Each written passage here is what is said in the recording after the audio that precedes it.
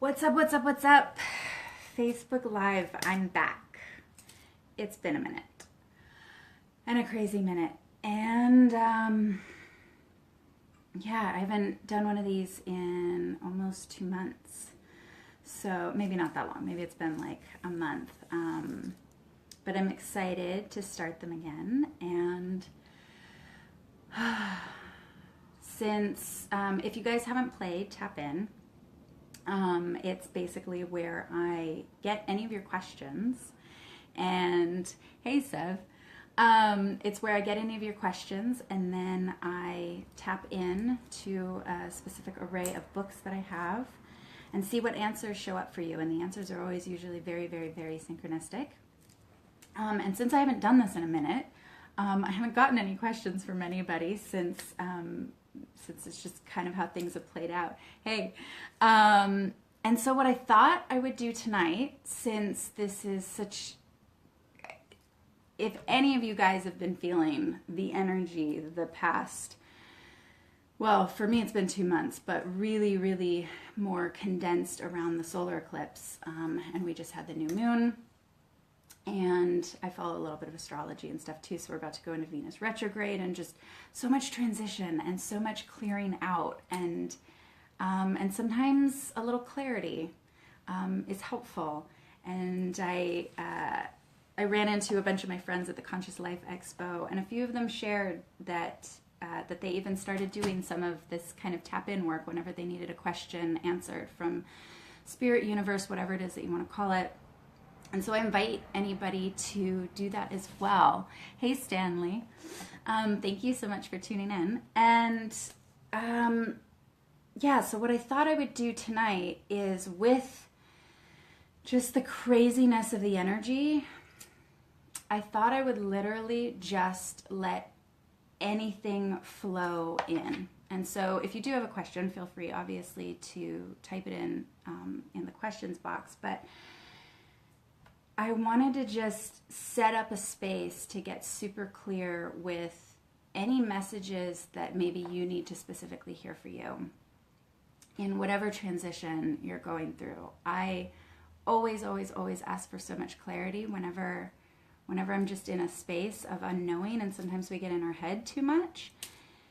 And in order to kind of balance the heart and the head and get really back to center, sometimes, yeah, I use outside sources, because at the same time, I know that those always are reflections of what's really coming through to have me hear whatever it is that I need to hear. So no matter what space that you're in right now, everybody is clearing out. And if you were in California, the rains even cleared out everything, which I think is so beautiful. And so I would really love to just create a space right now that whatever you're going through, and whatever this next 6 months, since the solar eclipse really sets up the next 6 months of what it is that we want to create, and what we need to let go of and release and not continue playing out. You know, sometimes we continue playing these old stories, and it's old, like we know the ending already. And so it's like, are we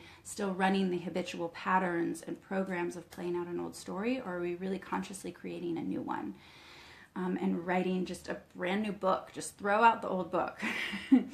And so with that, I thought I would introduce some new books tonight. And so just getting really clear on, I think, what I'd like to start with in order to have whatever message. I have this one that was calling to me, and I know a friend of mine left it at my house, and I don't know who it belongs to. So if anybody recognizes this book, please message me and I will get it back to you, because it was forever ago, but it totally called me today. And so I really feel like there's something that wants to be present with coming out of this book, for what new story we get to create for the next 6 months and set up for the next 6 months, whatever that looks like for you in whatever area. And so let this message pertain and resonate. If it does resonate, just feel into whatever area it is for you. So what message does the universe have for the next 6 months? And this is going to go for everybody. This is going to go, I'm just going to set the intention that this message is heard by the right people, including myself, because that always happens that way. So, giving up being right. I'm just going to show. Because sometimes people think like, oh, did you bookmark that? No, I didn't bookmark it. So, the message for the next 6 months. I love this shit. Giving up being right. Sometimes we say that our relationships work well because we've added one word. We've progressed from valuing being right to valuing being right there. That's awesome. Hundreds of times in our first few years together, we would get stuck, because we were choosing between being right over being present in the relationship. And so I always like to say that how you do one relationship is how you do them all. And so whether you're in a relationship or not in a relationship, you have relationships with money, you have relationships with your loved ones, family, romantic partners, and most specifically, you have a relationship with yourself. And so I feel like this one definitely pertains to everybody listening. Let's see. Being right is one of the most powerful addictions human beings face. Being wrong is not far behind, but it is really a twisted version of being right, in which we get to be right by making ourselves wrong. I love that, because if there's always the villain game and the villain victim game, right? And so if you have to be right about something, then you have to make somebody else wrong or something else wrong, in which case then, like, what are you trying to be right within yourself? What are you trying to make wrong then within yourself? So I like that. There's something else still here. So let's see. Version of being right in which making ourselves wrong. It has been the same effect with withdrawing into a shell of defensiveness instead of being fully revealed in the relationship. Beautiful. We notice that when we get stuck in our conviction of our own rightness, we were always scared. That's beautiful. So many times, when we get into our own right, then it's basically, if you feel like you're scared, then you feel like you have to make others wrong in order to make yourself right and defend yourself. And it all always comes from fear. Fuck, man. Everything comes from fear. It's so annoying. It really is. I feel I'm going to go on a tangent for a second. I'll try not to. It's just I feel like everybody always has a story and a program and something that's affected them in their past. And then they're operating from that story and that pattern and that program. And it so breaks my heart, because it literally means that every single person on this planet, as much as we try to say, let's operate from love, it means that then we're trying to get something that then we're not. So then we're all pretty much just operating from fear. And I'm going to put myself in this own category as much as, like, I know so many of us do so much inner work.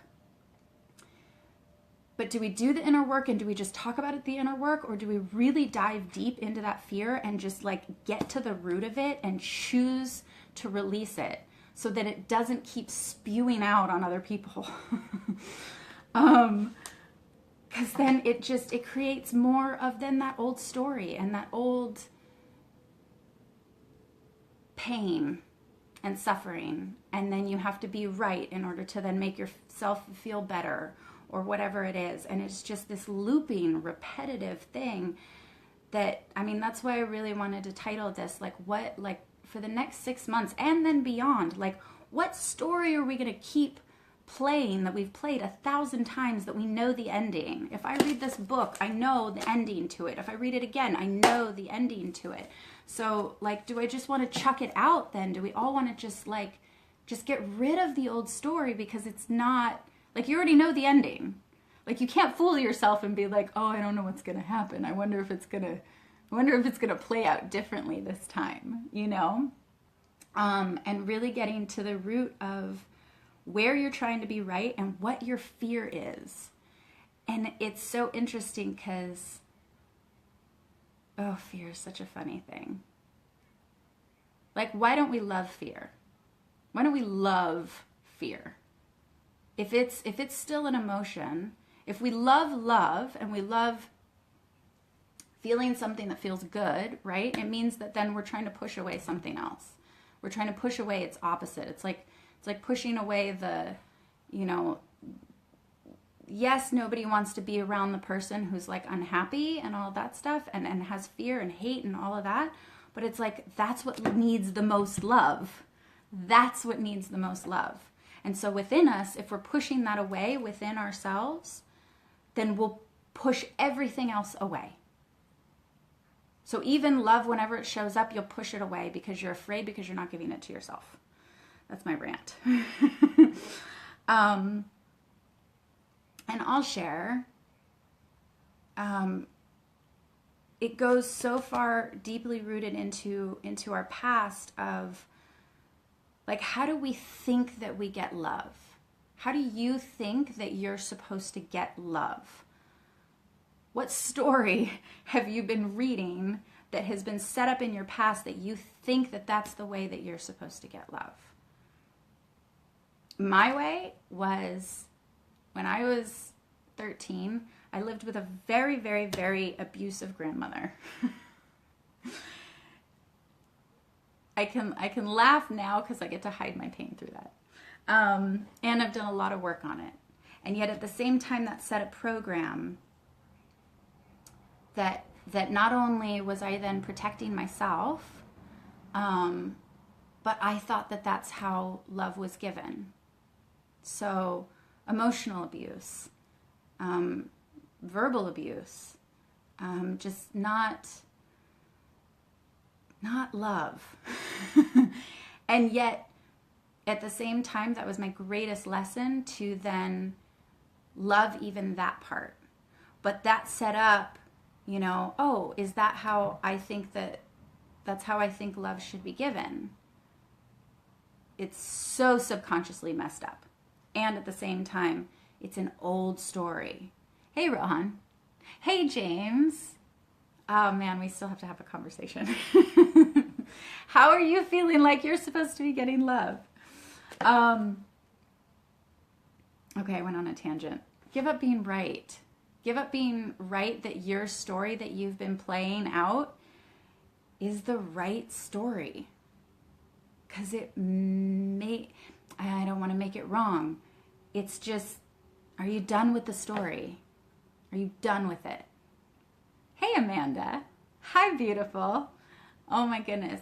I love you so much. If anybody's in Colorado, you need to look up Amanda Shannon. She has the most amazing center. Amanda, type a comment of like your website and stuff like that so people can find your center of, she works with neuroscience and, oh my God, just explain everything. You have a beautiful, amazing holistic center for autism and a foundation for that as well, which is one of my favorite foundations. So please comment on that. But I'm going to continue reading because giving up being right seems to be the positive message for the next 6 months, which I love. Let's see. So instead of swaggering around being right and whimpering around feeling wrong, we started seeing and saying what we were scared about. That's so hot. That's so hot. Who does that? Who walks around and is like, I'm scared of this, and just admit it. And just like let it just fall out your mouth, and don't be scared to then say what you're scared about. Sometimes we're afraid of being left. Other times we're afraid of being alone or losing control or being engulfed. Oh, that's powerful.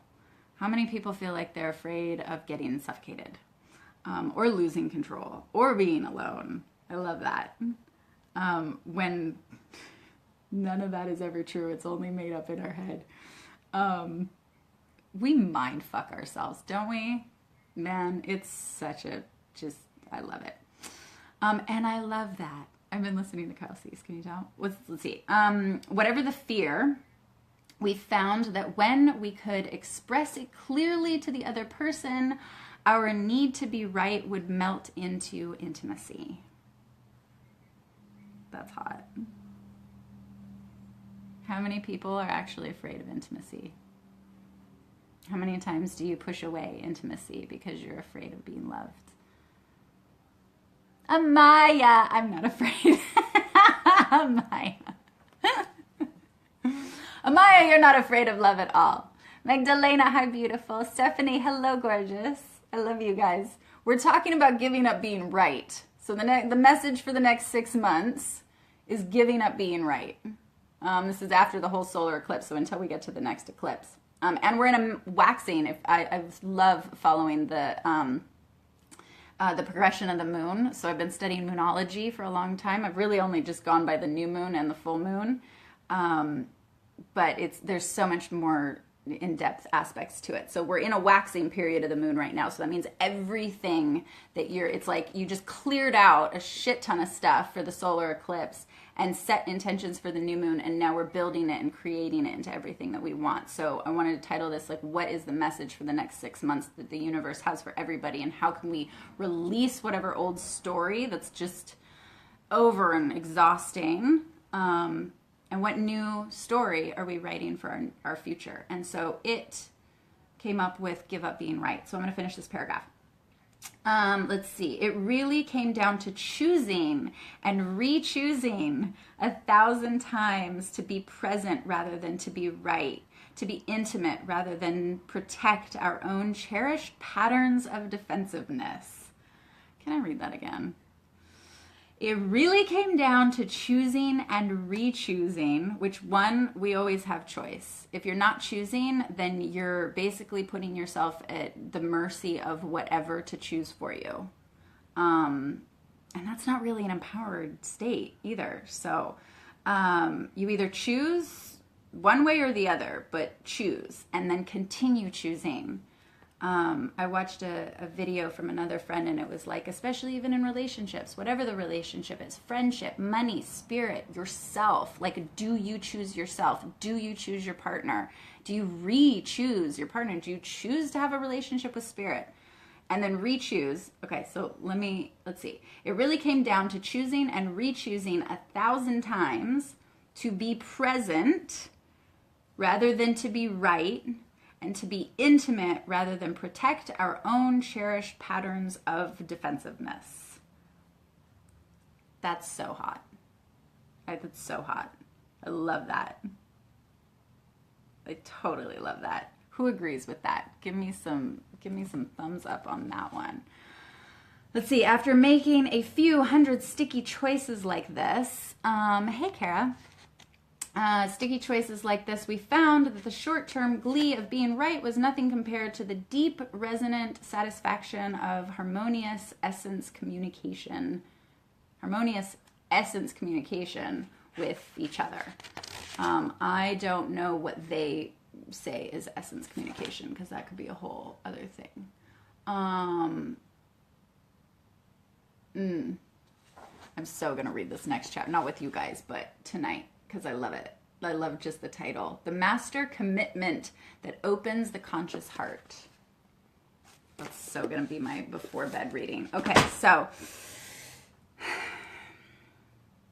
if you guys have any questions, and if you're new, Tap In is a game where I basically answer whatever questions using an array of some of my favorite books.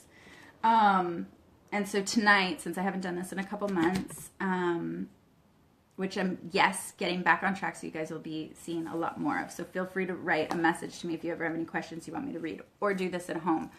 But tonight, it's getting really, really deep with the message that the universe wants you to hear for the next 6 months. And so one of my favorite ones, I'm going to go a little galactic, okay? We're going for the starseed transmission.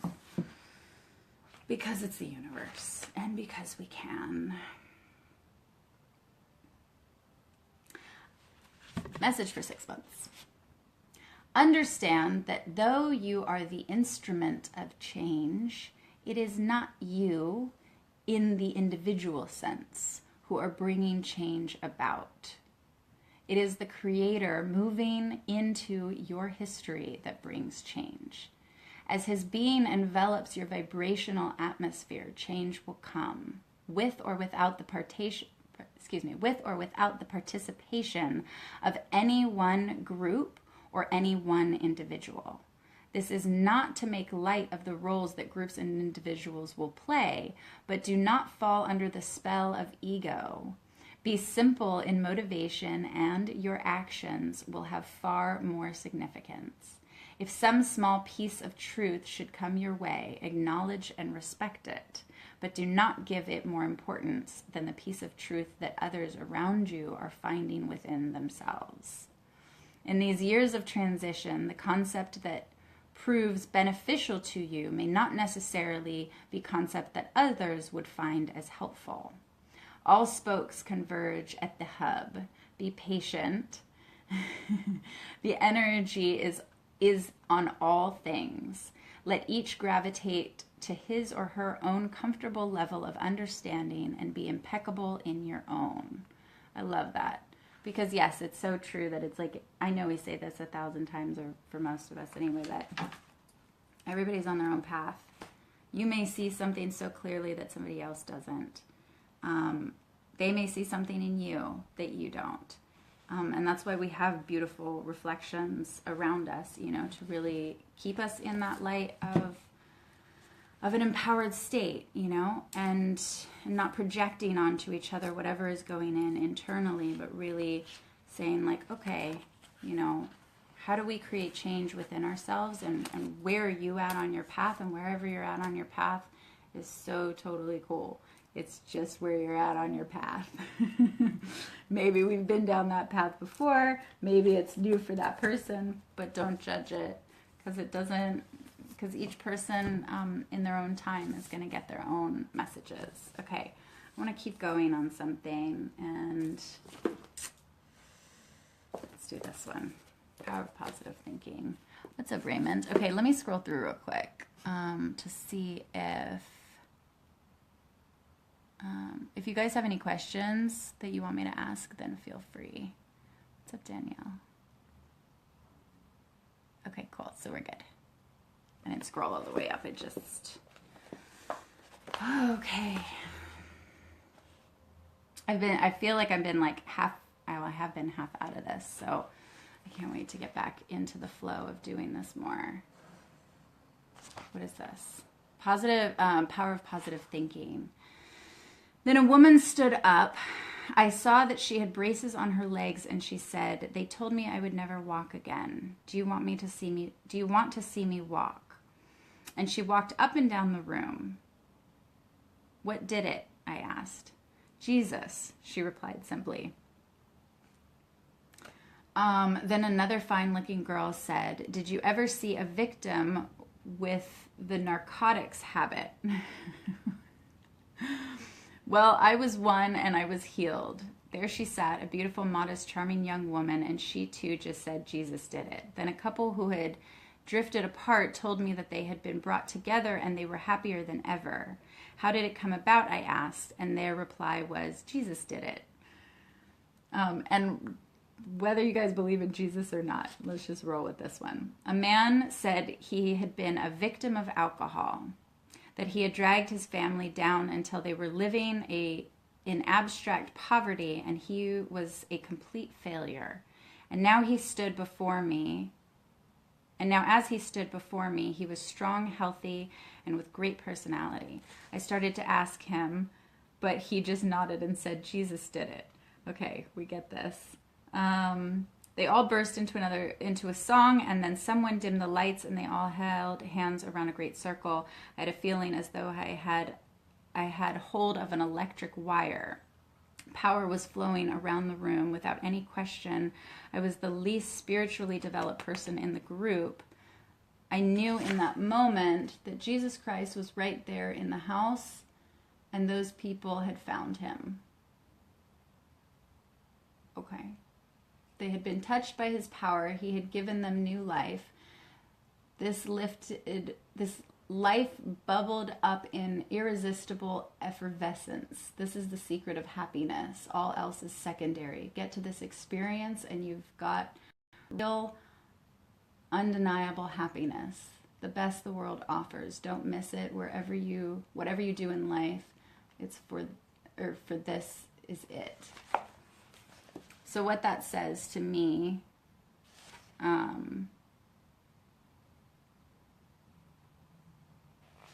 love that the next chapter is stop fuming and fretting. And whether you guys believe in Jesus or not, or God or universe or whatever, what that is saying to me is it's always about reconnection, and it's always about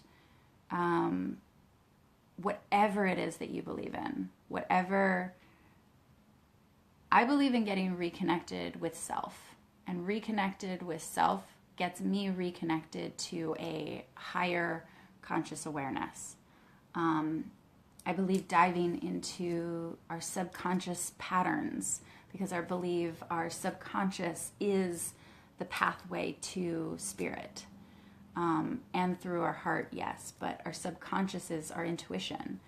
And when we block that with fear or past patterns or programs or whatever, then we block that feeling, and we block that connection and that energy that he's talking about, where, you know, they may be saying Jesus did it, but Jesus still was a man who had amazing connective energies to himself and a greater source. So I never demean anybody else and what they believe in. That's my personal belief. But it tells me that it's always, always, always coming back to reconnection and getting reconnected with who we are and what we feel, and just doing the work and getting in touch with the feeling of the work, not the verbiage of the work of, you know, you can read as many books as you want to, and you can repeat the information, you know, read and repeat, but like, when does it get integrated? When do you put it into your body? When do you know that that feeling is within you and that that energy is flowing through your whole being and essence? That's the difference of transforming and feeling that to me. What's up, Elio? James, reconnecting with self, very important. It's been hard on my end, but one day at a time. I love you, James. You're so sweet. If I may, reconnecting, if you're thinking that you're separate from self, how do I want to say this? Love won't show up the same way until you give love to whatever the pain is that you're feeling. Hands down. I love you, and that's what I'm saying. Don't shoot the messenger. And I think sometimes people, they so easily just say like, oh, just love yourself more, and self-love and all that, and even I did it. Hey. And so to clarify for me what true, authentic self-love means, yes, you can write out your values and your, you know, the standards that you have and what you live by, and what you know, don't give up, and, you know, because those are your standards and your values, and that tells you that you're living a purposeful life, right? But I would just invite you to, like, when you are afraid of doing something, when even you're saying like, oh, it's one step at a time and it's hard to have self-love. Why is it hard to have self-love? Why is it, that to me just, it feels like there's a part missing that then there's fear of loving that part. And so how, like, you can't be open to receiving love. You'll push it away the whole time unless you fully embrace that part of you that's like crying for that love. And so to me, self-love is diving into whatever the pain is. That's not always fun, totally. And yet at the same time, the more that we push it away, then the more we push other people away. Because there's still a part of us that we're not wanting to love. And that just creates so much chaos and just junk. And that's a judgment, sorry. I just invite you that whatever's been releasing, because I know so many people went through such a gnarly shift the last couple of days. Ooh, I did. Loved it. It was like a fucking roller coaster. So not exciting, but exciting at the same time. And I had to love every minute of it. I had to love every minute of it. The parts that I really, really, really didn't want to love, I just went into that and just loved it harder. Just loved the fuck out of it. Anything that didn't feel good, I loved the fuck out of it. Anything that I like just wanted to spew out my mouth and just verbal vomit, I just loved the fuck out of it. And hey, Mark. And I just, there's so much greater of a breakthrough on the other side. There's so much more clarity on the other side. So we have all this fear of not wanting to love ourselves or not wanting to like even like be open to receiving love. We all talk about it, but how many of you push it away? How many of you self-sabotage? I'm just calling it out because it's happens, right? There's, how many times do we really go into like loving that part? Elio, are you talking about our inner child? Part of it, yeah. I think the inner child is usually the one that cries the loudest for it. And that's usually, it's usually the one that when you were a little child, you set some pattern that had you put up a wall against love. Or I shouldn't say it that way. You didn't necessarily know you were putting a wall up against love, but you put up a wall in order to protect yourself from something. Not you, or yes, everybody. We've all done that. And so when that pattern got set, yes, it got set at whatever age that is. And so chances are whenever something happens, whenever you're not loving yourself, then you almost revert back to the age that was. So you could have been 5 years old. And so then there's like this 5-year-old within you that starts acting out. And it's like, please pay attention to me. And instead of then giving the love to that inner child, we expect others to do it for us. And when they don't do it for us, then we get mad, upset, like whatever it is. Or sometimes people will try to manipulate to get love because they don't think that they're deserving of it. They don't think that they could ever possibly have anybody love them because of this wall that's up. So they think that they have to manipulate someone in order to take love, because then they're also not, they're not giving it to, yes, that inner child, the ego. The ego, Joshua Thomas, what's up? Hi, how are you? Thanks for watching. The ego, I don't have a problem with the ego. The reason why I don't have a problem with the ego, and everyone says, squash your ego, you know, disregard your ego, get rid of the ego and all that stuff. One, that's never, ever, ever going to happen. Ever. It's part of your, I think it was Freud, did he call it the id? Either way, it's part of your mind, right? Don't grow up. It's a trap. Logan. Dude, we all need like a Disneyland day, right? Never grow up. I think embracing the inner child is a huge yes. And giving love. Okay, but real quick, I want to circle back to the ego real quick for Elio. I learned to love the ego side, because the ego side, and this may be what you're, okay, yes, this may be what you're talking about. Or unless you're saying yes to Disneyland. So I learned to love the ego side. I didn't want to shut it up.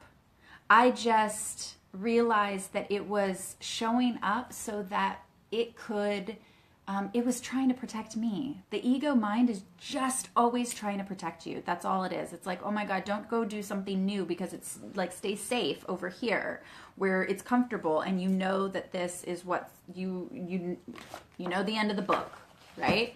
So whenever you try to then rewrite a new book, then it challenges the ego because you have an old way of being and an old mindset and an old story and an old almost personality.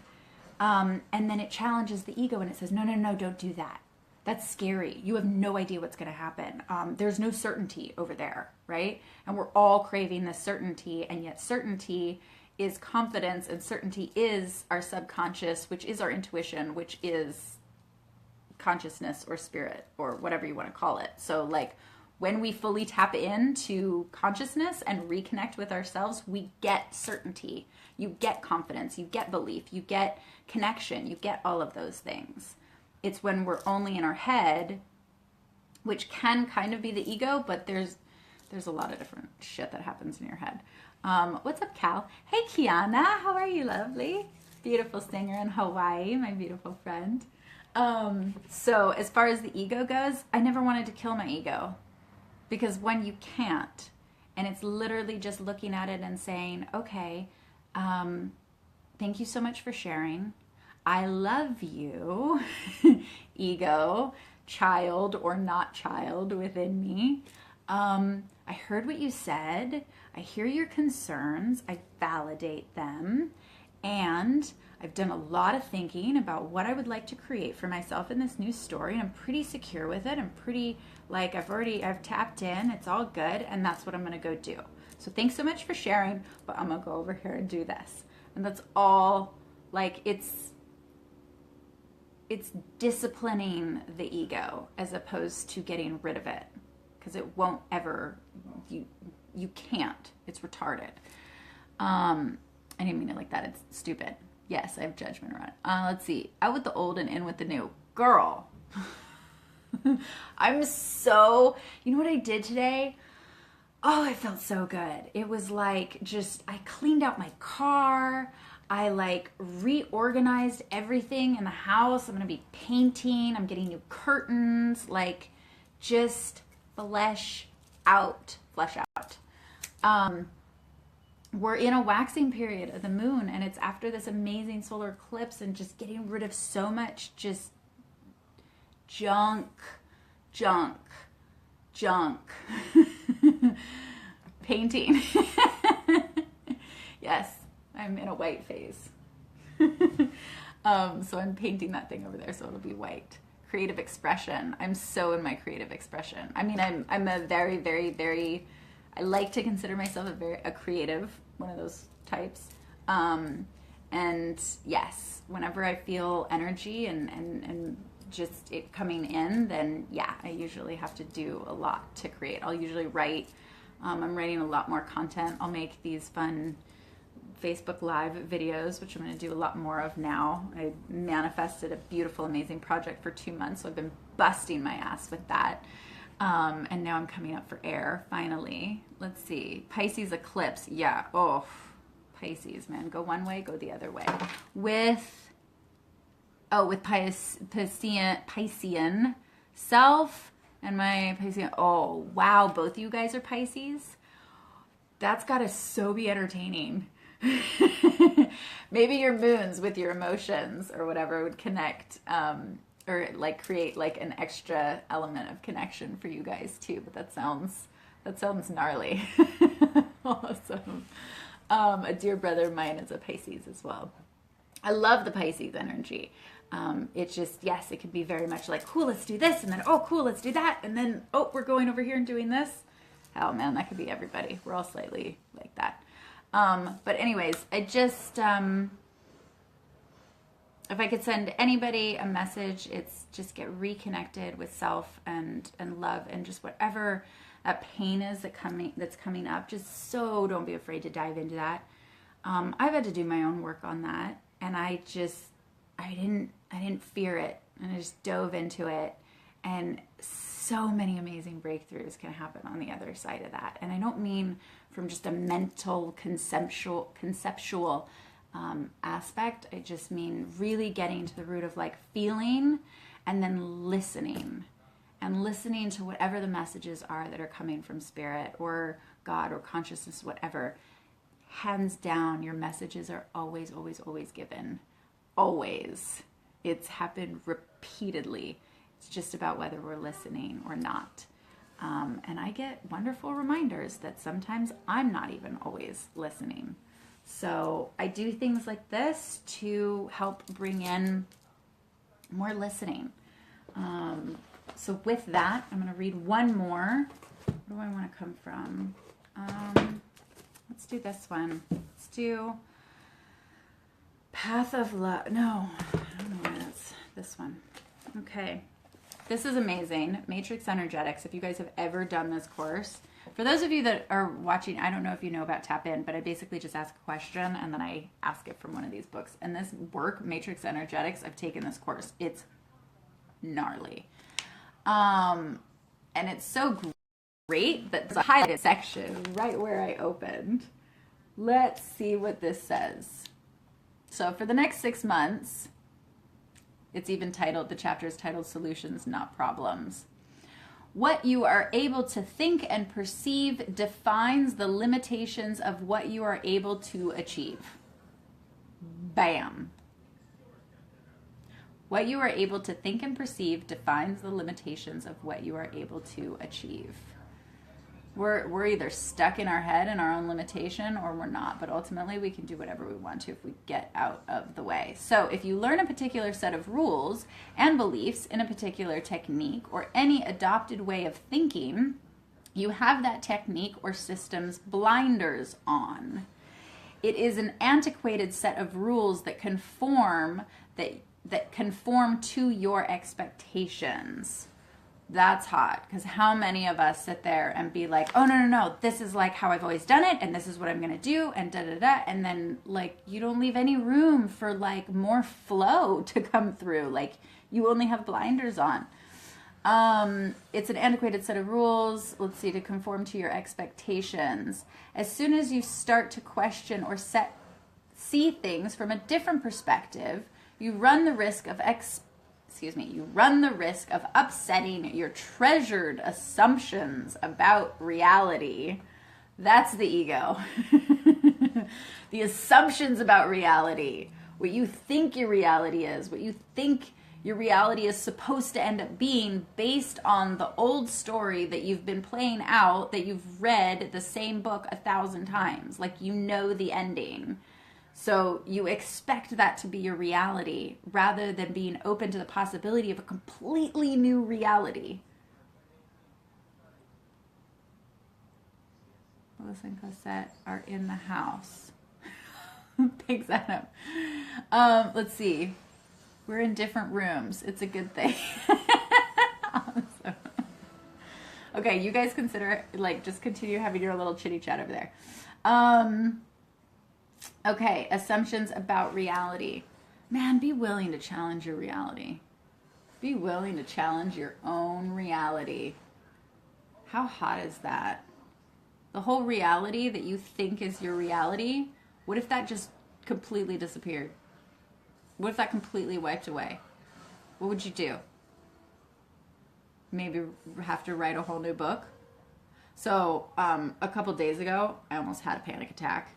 Because I had this wrap party for this 2-month project that I was doing, and I took a lift home. And then I left my phone in the lift. Not intentionally, duh, but it fell out of my pocket, and, like, it really had me, you know, we always talk about, or, like, I've had multiple conversations with people about, you know, how, like, our phones are so, hey, Patrick, how are you? Our phones are, you know, distractions and all this stuff. And then at the same time, when I didn't have it, I felt like more disconnected from my reality than I had ever been, because I was like, okay, well, how am I going to get in touch with anybody? And I have to go over to like meet these people over here, and like at least I know where to go. Like I know LA like the back of my hand, so I didn't have to GPS anything. But like just feeling completely alone and helpless, and not in any reality whatsoever. Like it was such a fascinating experience to be like, my phone is my connection, my perceived connection to the outside world. It doesn't give us intimacy. It just gives us connection to people. It's like a phone call. Like you're not really fully intimate with that person. You're just having a conversation. And so we have this perceived connection, and yet we don't ever really dive deep into deeper levels of intimacy, right? But it was just fascinating to me that as far as like the reality, I had to literally be okay. I had to either choose, go into a complete panic attack, and what am I going to do about this, and just let it make me fall apart and blah, blah, blah, and whatever. And like, that doesn't look exciting or empowering whatsoever. And then I was like, cool, where's my resources? And am I okay if I just lost the whole thing? Like, this sounds stupid, I get it, because it's a phone. It's a stupid phone. But I'm making a point that it's like, what if everything you had in your phone, all of my contacts, all of my like notes, all of like ideas, like different stuff. Yes, don't comment about backing shit up. I already get it. Old photos, old videos, like, would I be okay with just letting it all go? And just, what would that mean? I would have to get a new phone, which would mean it would be completely wiped. Contacts aside, whatever. But like, are we willing to wipe the old reality? Because if it hasn't been serving us up until this point, are we willing to just completely wipe it and just let it go? And instead of rereading 1,000 different books over and over again that we know the ending to, are we ready to just write a new one and really dive into what that means and what that looks like, and letting go of everything else? So to me, it's like, what if we just let go of our assumptions about our reality? What if they didn't exist? It's that same phenomenon that the physicists are still puzzling over. Okay. Why does an electron behave like a particle when you're looking at it, but assume the pattern of a wave as soon as you look at it with a different set of expectations, or take your attention off of it altogether? I love that experiment, by the way, because it baffles me. I think it's so fascinating. The observer changes the reality. I gotta make a video on a whole different thing on that. I've talked on a couple other videos about the villain, victim, hero triangle. I think some people call it the drama triangle. I don't remember. I expanded it with this whole blueprint thing. It's totally gnarly. But the goal isn't to be one of the roles, because all of those are like different, like how you're playing out your reality. Oh, thank you, Cassette. Love you too, magical sister. The goal is to be the observer of how all of it is being played out. Are you being a victim? Are you being a villain? How are you affecting other people? How are you receiving how other people affect you? None of that is the name of the game. The name of the game is to be the observer, and you change your reality by being the observer of how everything shows up. So let's say you're in a situation and it didn't go well or whatever. You can either, like, normal people would be like, okay, that didn't go well. I'm such a victim to that situation. That person's an asshole. And now I need to go talk to somebody to, like, you know, explain to me why, you know, why that person was an asshole and why I'm a victim. And it's hilarious, right? And so we make other people be these roles to play out stories for ourselves, rather than sitting in the middle and seeing how the whole thing got played out and looking at it from an objective point of view. And when you can look at something from an objective point of view, you get to actually change the reality. But only can you change your reality. Can you create a different reality? And then you actually have to have the like full, like, yes, I want to choose to change this. We talked about choice earlier in one of the other books. Like, I choose to change this. I choose to make a difference. I don't want to be operating from here anymore. I want to be operating from the observer and constantly be a cause for my own reality. You're never a victim to your own reality unless you choose to be. Okay, I have 15% left on my phone, so I'm gonna let's see. Definitely living an old story, mommy issues. Patrick, you're such a sweetheart. I love you. Perhaps a tad hard on myself, honey. Aren't we all? Welcome to the club. And if I were to give a reflection on that, even for myself, then if you're hard on yourself, then you're making yourself a victim. I do the same thing. Make yourself the victim and then run, your monkey mind that tells you that you're a bad person or whatever you're saying that makes you hard on yourself. That's the villain. And there could be lots of different reasons for where that came from. So if you ever want to have a conversation about it, you and I can set that up. And we'll have like a little breakthrough session on that or something like that. I love diving into the past and getting to the root of why we set patterns up. I'm going to even go do another one here pretty soon and get to like a real root gestalt of an operating system that I just had a huge breakthrough for myself even like last week. And so I'm like, oh, I really want to do like a technique on that. So, it's about doing the work. That's all it is. And so if you ever want to have a breakthrough session on that, I'm totally here for you. Anybody else as well. If you guys are just feeling like you're just like stuck or you don't know why something's happening or what's happening or whatever, definitely feel free to reach out. I can't read your whole comment there, hun. So, well, let's set this up. Yes, Elio, let's do this. Thank you for being the divine feminine, Cosette. Thank you. Doing my best over here, girl. Doing my best.